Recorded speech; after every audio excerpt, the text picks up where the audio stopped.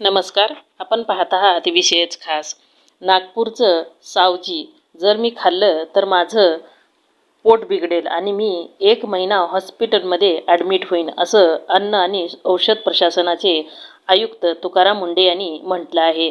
त्यावर प्रसिद्ध शेफ विष्णू मनोहर यांनी काय म्हणाले पाहूया सविस्तर स्वरूपात. अमरावती येथील एका कार्यक्रमात अन्न आणि औषध प्रशासनाचे आयुक्त तुकाराम मुंढे यांनी नागपूरच्या सावजी खाद्यपदार्थाबाबत केलेल्या वक्तव्यानंतर विदर्भातील प्रसिद्ध सावजी खाद्यसंस्कृती पुन्हा चर्चेत आली आहे.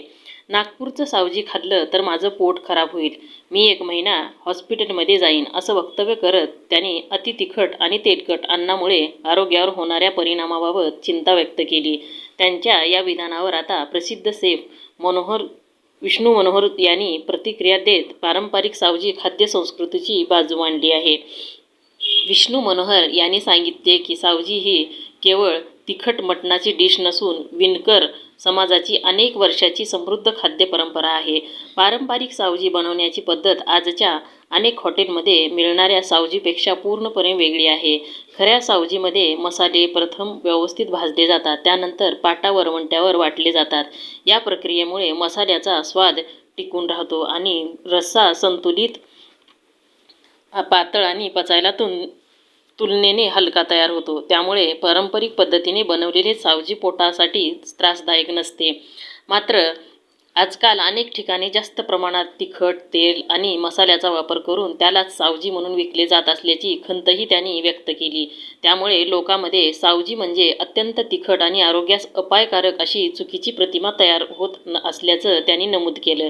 सावजी म्हणजे फक्त तिखट नाही, तर एक समृद्ध खाद्य परंपरा आहे. पारंपरिक पद्धतीने तयार केलेल्या सावजीचा आस्वाद घेतला तर त्याच्या प्रेमात पडाल, असेही आवाहन विष्णू मनोहर यांनी केले आहे. दरम्यान तुकाराम मुंढे यांनी कार्यक्रमात अन्नातील भेसळाचाही मुद्दा उपस्थित केला. बाजरीपासून तेलापर्यंत अनेक ठिकाणी भेसळ आढळते.